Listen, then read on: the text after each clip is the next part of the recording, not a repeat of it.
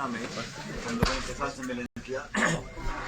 बड़ी तादाद में विधानसभा क्षेत्र से और बाहर से भी सभी किसान साथी आए और इन जिलों की जो समस्या हैं वो पुरानी है, पानी की है, नहर की है, सेम की है और हाल ही में जो पाला पड़ा, जो सरसों की फसल को नुकसान हुआ, वो सब संज्ञान हम लोगों ने लिया, इस बात को रखा और मैं कोशिश करूंगा कि बहुत जल्द जो सरसों की फसल का जो नुकसान लोगों को हुआ है उसकी पैमाइश करें और उसकी गिरदावरी कर जो सबसे ज़्यादा मुआवजा दिला सकते हैं हम लोग सरकार के माध्यम से, उसकी हम कोशिश करेंगे। ये किसान सम्मेलन हम लोग कर रहे हैं, कल मैंने नागौर में किया था, आज हम लोग हनुमानगढ़ में हैं और कल हम जा रहे हैं झुंझुनू। जगह जगह जाकर किसानों को जागरूक कर रहे हैं। मैं समझता हूँ कि किसान इस प्रदेश और देश की अर्थव्यवस्था की रीढ़ की हड्डी है और किसानों को संबल देना, इसकी बातें सब करते हैं, लेकिन इनको एकजुट कर एकत्रित कर वाजिब मांगे हैं जो पूरी हो सकती हैं उनको रेखांकित करना।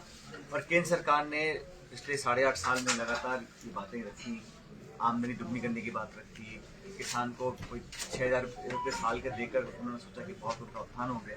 लेकिन जब यूपीए सरकार थी तब हमने 72,000 करोड़ रुपया किसानों का ऋण माफ किया था। तो जो आमदनी इस देश की हो रही है उस पूंजी को बजाय 2, 4, 5 लोगों के हाथों में देने की बजाय जो सैकड़ों करोड़ों किसान परिवार हैं उन तक पहुंचना चाहिए। देश की जो टैक्स पेयर्स की मेहनत और कमाई से जो 70-75 साल में जो संस्थाएं खड़ी हुई हैं उनको औने पौने दाम में बेचा जा रहा है। हवाई अड्डा, रेलवे लाइन, पोर्ट्स, बीमा कंपनी, बिजली कंपनी, थाने जो सरकार चलाती थी उनको घाटे में दिखाकर और 2, 4, 5 लोगों के हाथों में सीमित हो गई। आप सब जानते हो कि देश के सिर्फ 10% लोगों के हाथ में इस पूरे मुल्क की 2/3 संपत्ति है। मतलब जो अमीर गरीबी खाई अर्थव्यवस्था है उसको दोबारा मजबूत करें। इसको लेकर हम लोगों ने सभाएं करी हैं और मुझे खुशी आ रही थी तो हम मात्र 21 विधायक रह गए थे। उस समय हम लोगों ने हम लोग सरकार बनाने में कामयाब हुए। अब दोबारा चुनाव आ गए हैं 10 महीने के अंदर और ये लगातार भाजपा कांग्रेस एक परिपाटी बन गई है राजस्थान के अंदर। इसको तोड़ना बहुत जरूरी है और ये संभव है। मैं मानता हूं कि लोग भाजपा के केंद्र के शासन के कार्यकाल से नाखुश हैं, विशेष रूप से नौजवान और किसान, इसलिए वो चाहते हैं कि ये परिपाटी बदले। और इस संदर्भ में एआईसीसी ने कमेटी बनाई थी हमारी रिकमेंडेशंस पर 2 साल पहले। उस कमेटी ने कुछ सुझाव दिए हैं, कुछ कदम उठाए हैं, खड़गे साहब नए अध्यक्ष हमारे बने हैं। तो हम समझते हैं कि सरकार, संगठन, कार्यकर्ता अगर पुरजोर मेहनत करेंगे और समन्वय बनाकर काम करेंगे तो 10 महीने के बाद हम लोग न सिर्फ राजस्थान के अंदर लेकिन छत्तीसगढ़ में, मध्य प्रदेश में हम लोग सरकार बनाएंगे। तीनों स्टेट्स जीतना बहुत जरूरी है क्योंकि उसके तुरंत बाद लोकसभा के चुनाव है 2024 के अंदर। और आप सभी जानते हो कि सरकार बनाने के बावजूद भी हम राजस्थान में 25 में से एक भी सीट जीत नहीं पाए। लेकिन जिन लोगों को जिताया जनता ने, वो 25 लोग क्या कर रहे हैं इसकी रिपोर्ट कार्ड भी जनता के सामने आ रही है। तो जो भारत सरकार को जो यूरिया, खाद जो आवंटन करना चाहिए हमारे कोटे का राजस्थान का, वो रोक लेते हैं। ठंड में लोगों को शाम के टाइम रातों रात लाइन लगा के खाद देना पड़ रहा है फसल के लिए, अपनी खेती के लिए। तो ये जो पक्षपात की राजनीति हो रही है इसके खिलाफ सब लोग हैं। और राहुल जी की यात्रा 30 तारीख को खत्म होगी कश्मीर के अंदर। ऐतिहासिक और 3,500 किलोमीटर 3, 4, 5 राज्यों में मुझे इनके साथ चलने का मौका मिला। मैं आपको बता सकता हूँ कि वो आसान काम नहीं है। मतलब रोज का 25-28 किलोमीटर चलना और लगातार चलना, और चलने का एक ही उद्देश्य है कि देश में एक संदेश जाए, पैगाम जाए, प्यार का, मोहब्बत का, एकजुटता का। और जो हिंसा, आक्रोश, टकराव, मनमुटाव,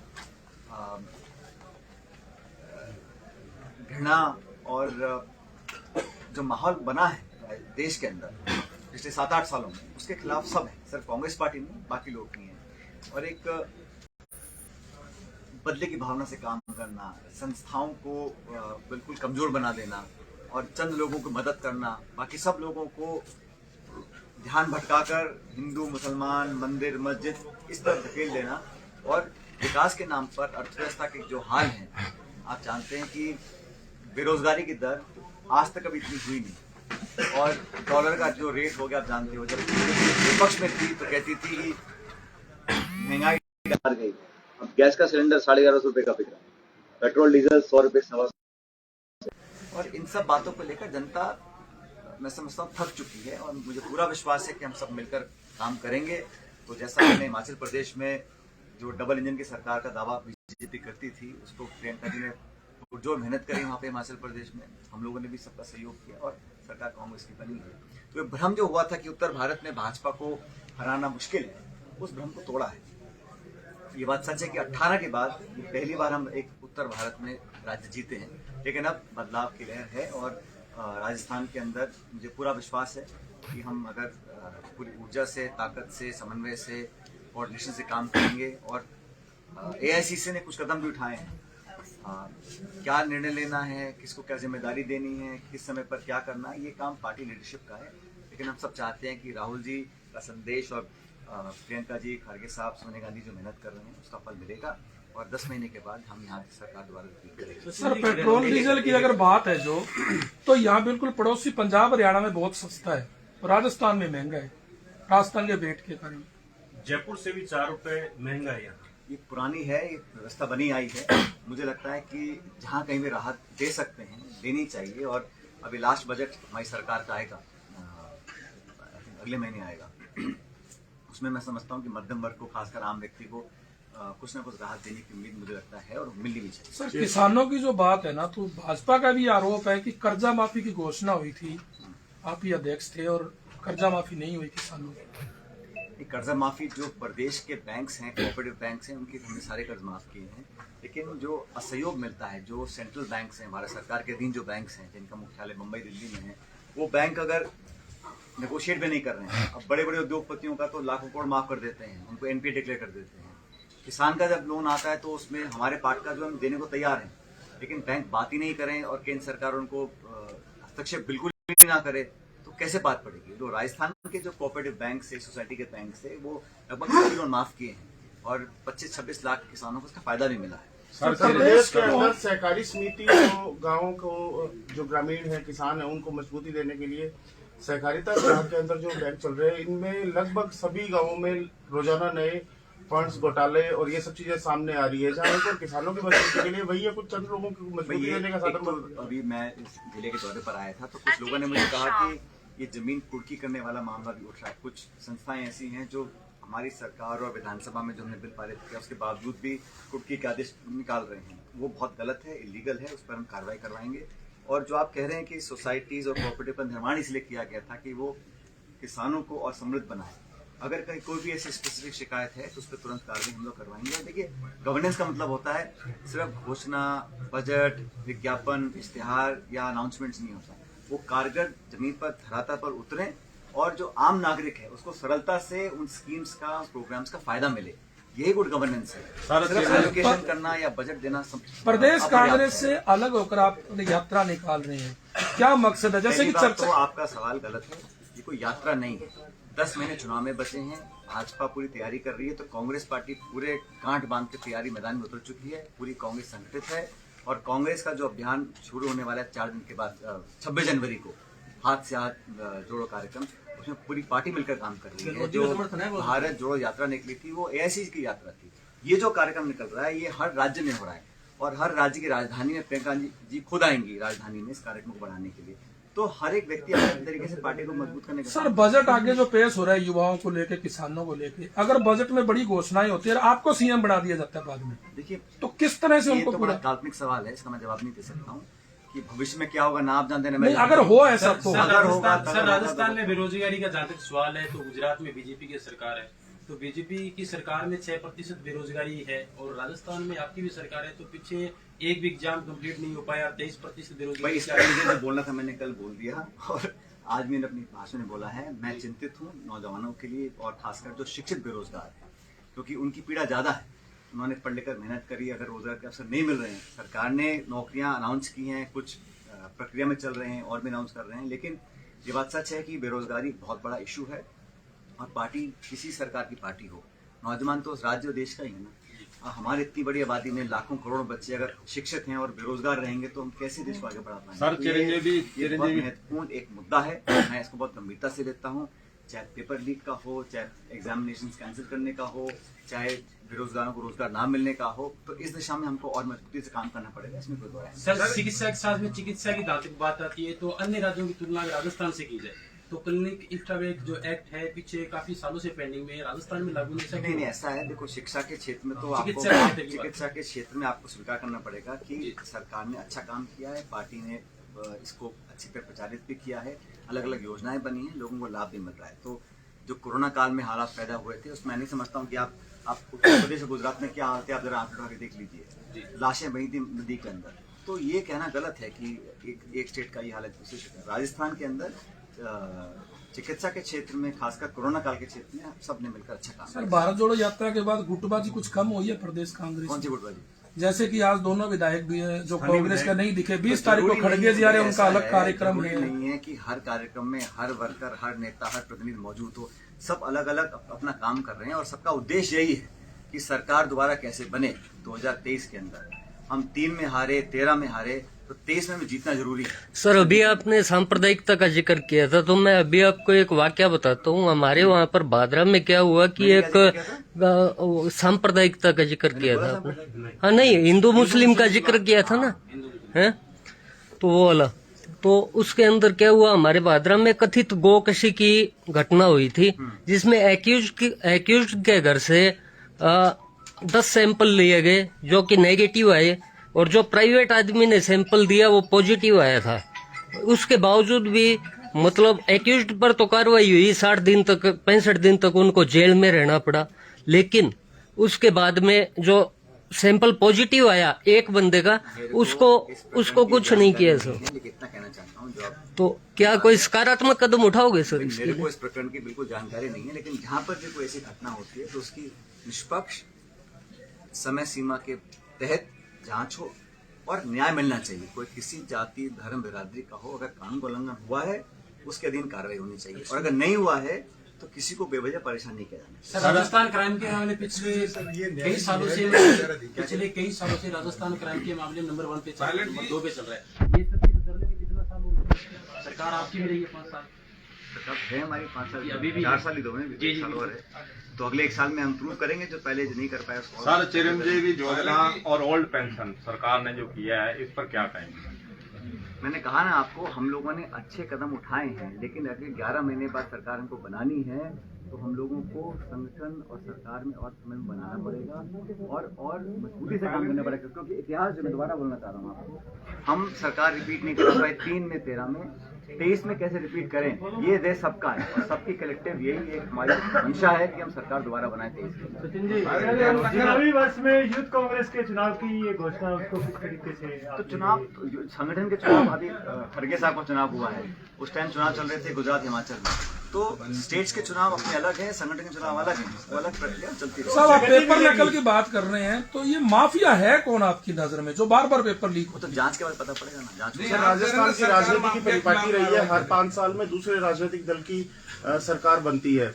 वहीं पिछले 5 साल में अगर कांग्रेस कार्यकर्ता की तो बात करें तो कांग्रेस अपना संगठन तक, जिलाध्यक्ष तक नहीं नियुक्त कर पाई है। वहीं गुटबाजी की बात करें तो कांग्रेस में जो कई गुटों की बात आती है तो दूसरे गुट के कार्यकर्ताओं की भी अनदेखी लगातार की गई है। भाई हमारे तो सुनो, पहली बात तो कांग्रेस में तो कोई गुट है नहीं।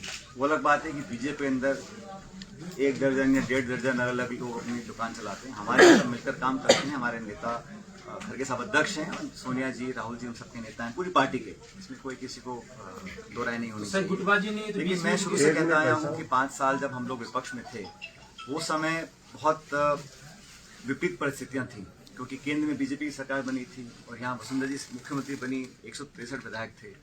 उस समय जिन कार्यकर्ताओं ने अपना सब कुछ कुर्बान किया उस कठिन समय में, जिन्होंने सड़कों पर आकर पुलिस की लाठियां खाई, जेलों में गए, हड़ताल करी, धरने दिए, प्रदर्शन किया, घेराव किया और सरकार को कटघरे में खड़ा करा, एक इतनी बड़ी बहुमत की सरकार को चैलेंज जिन कार्यकर्ताओं ने किया था, मैं तो हमेशा से उनकी पैरवी करता आया हूँ।